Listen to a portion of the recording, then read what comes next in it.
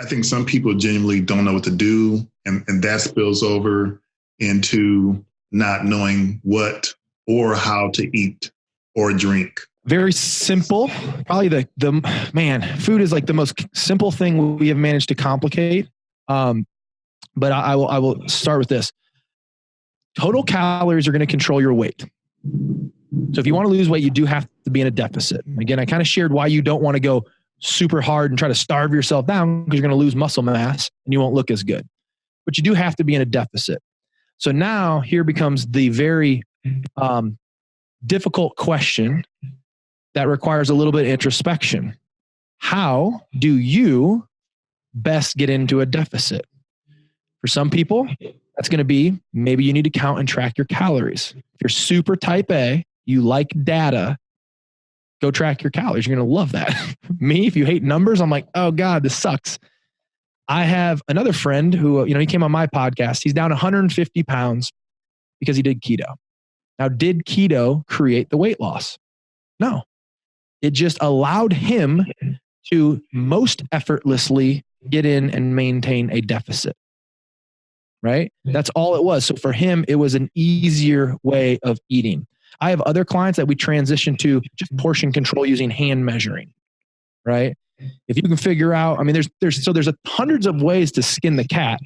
Maybe you need to be somebody who it's like, hey, I found my caloric maintenance, meaning I'm not gaining weight and I'm not losing weight. You're at a caloric maintenance. And if you start to just look at, hey, I eat mostly the same things most times of the week, you can now start to chisel some things out to start to create that deficit. So total calories control your weight, but I will say this, what you eat tends to control how much you eat. French fries or asparagus, what are you going to eat more of? Well, fuck. Right? It's like people, we crave the bad shit. And if I'm having 25, 21 meals a week and 20 are good meals of high nutritional value, then I'm probably doing okay or whatever. But like, give an example of what some good portions, some sample meals are, some good portions, because again, I have a friend who was trying to lose weight, and then he tells me, I said, well, what did you eat? And he said, I had like a chicken tomato. I said, dude, stop.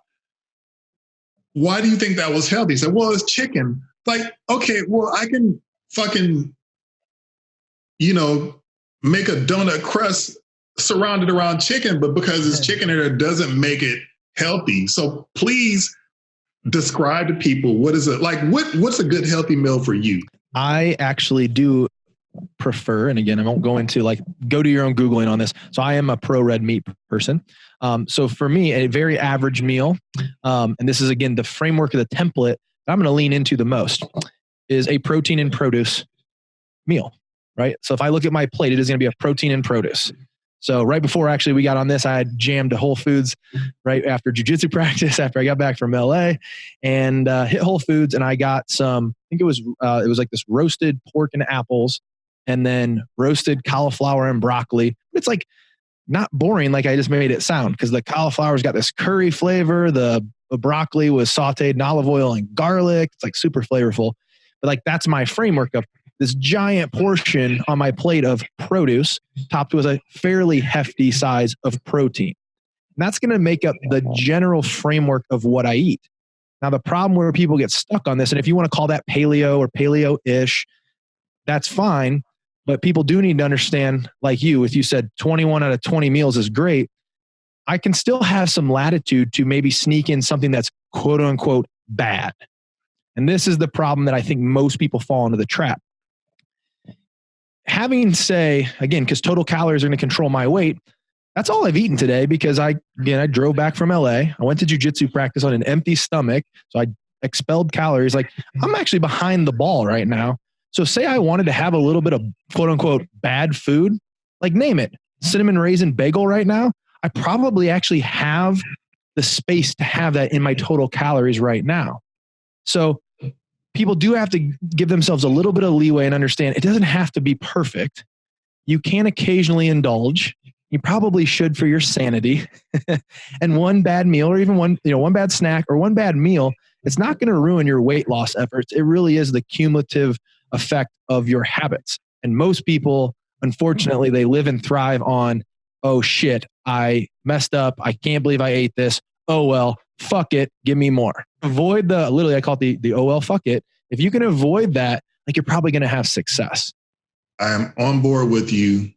I think what would help people is for some to understand the role of protein and the role of a good carb, a complex carb in fruits and vegetables, and your good fats. What are the role of those different food types for people? So hopefully somebody can not just look at it from a taste standpoint, but understand the role that these different foods have. First, little asterisk or warning, I'm not a nutritionist, so keep that in mind. Go do your own research. But in short, protein, you're going to basically look and eat to maintain and support your muscle fiber. Now, there are some other values of eating protein. Protein has a higher thermic effect. What that means is when you eat food of any kind, you actually burn calories to digest that food, right? Just like literally growing your fingernails or blinking requires calories to be used. Breathing is actually using calories. So protein does have one advantage in that it has a higher thermic effect, meaning it requires more calories to digest it compared to carbohydrate and fat. So I don't want to say it's free calories. It's not, but you actually are getting more bang for your buck through that digestion. So there is some value to protein beyond just the muscle sparing effect. Then we go into more of our energy systems of carbohydrate and fat. So carbs and fat are basically what you're going to use for energy. Now, carbs are going to have 4 calories per gram. And if you just, for a measurement, think of a gram as like an eraser head on a pencil. So for every carb, you're going to get 4 calories out of that gram. With fat, you're going to get 9 calories out of that gram. So fat does become more calorically dense. So, if you want to cut some calories, obviously, if you remove some fat, you're going to remove bigger chunks of it.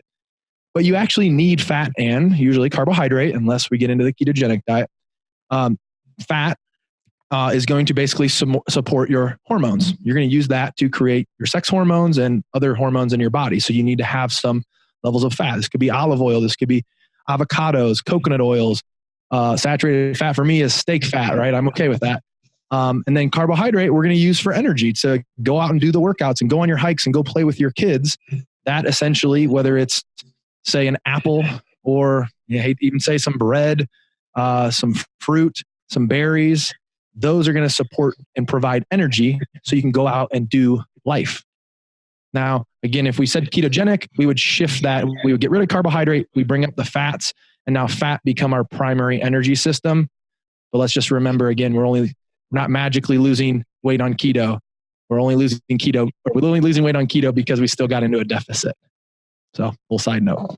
But yeah, that's kind of the role. So, I tell people, if I were actually trying to lose weight, or when I do, I bet I consistently eat more junk food when I'm trying to lose weight. Why is that? I would say, and again, I don't often have to try to lose weight, right? But there's times where it's like, I've been up 10 pounds and I'm going to diet down. I have found that when I'm trying to strategically be in that deficit, I do find myself craving more things. So I know how to strategically give into that craving. And I'll go have like a little piece of chocolate or even like a little toffee bar. And I bet I actually do that more consistently when I'm trying to lose weight, truthfully, which seems backwards, right? But the reality is those calories are just that. They're just calories. So I'm not married to the idea that this is bad and it's going to make me gain weight, because it's not. And here's a great example that people can think of. So Kind bars. You know what a Kind bar is? No. So Kind bars are like a fruit. Oh, no. I'm sorry. Yeah, I do. I'm sorry. Yeah, yes. So most people think of those as like a healthy food, right? It's marketed as like, oh, this is like the healthy bar to get. Well, I can go grab one of those and it's going to have 200 calories in it. And it has, say, like 7 grams of sugar and 5 grams of protein or whatever. Or there's a little toffee bar at my grocery store called Amy's, and it has 150 calories. Now it has more sugar and it has less protein, but at the end of the day, that's a pretty damn near close swap. And rather than saying I'm going to have the kind bar and thinking I'm doing something healthy for me, I recognize like it's just calories at that point. And every once in a while, I'll pacify that craving with a little bit of like a toffee bar, where most people would take the kind bar and then maybe because it's healthy in their mind, maybe they have 2 of them or even a third later. And all of a sudden now you're 600 calories deep on health bars, quote unquote health bars. And you didn't really even satisfy kind of the sweet tooth that you were trying to satisfy. So again, these are just personal strategies, right? It's a different way to get somebody there. But I do think it's important for people to understand that you can strategically sneak the occasional quote unquote junk food in. It's not going to ruin your diet. It's not going to ruin your health. And people don't have to be married to this complete all or nothing idea. Now, the flip side of that, to play devil's advocate, is if somebody is doing this and at the end of the day, it's like, hey, I'm not losing weight. And it's like, well, you got to tighten it up a little bit then because you're not being honest with how much you're sneaking in. So don't get married to the idea that it has to be completely perfect as far as the health foods. But for the most part, man, yeah, eat whole unprocessed foods and it's going to be really effortlessly and easy to get there. I'm glad that you implore people to Google and, especially if I'm a moron. Don't listen to me. Well, it's like, on one hand, it's like, yeah, I'm not a dietitian, although I may know what generally works. It's like, yeah, do your own research. If you're going in the store and you're looking at a nutrition bar or whatever, it's like flip it over and look at the sugar content. Like one of the things I tell people who are interested is like, man, to drink more water. Like instead of having some kind of sugary drink with all your meals, have water. If you're trying to lose weight, you do gotta get into a caloric deficit. And it's like, so, I'm drinking an electrolyte water mix right now. It actually tastes fairly good. And yeah, if you have 200 calorie drink, it's like, hey, it didn't fill you up at all.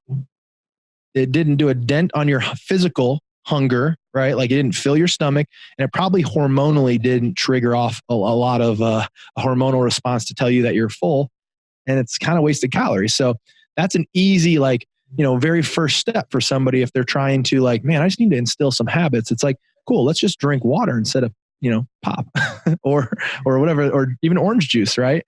Like there's a very easy little thing to do.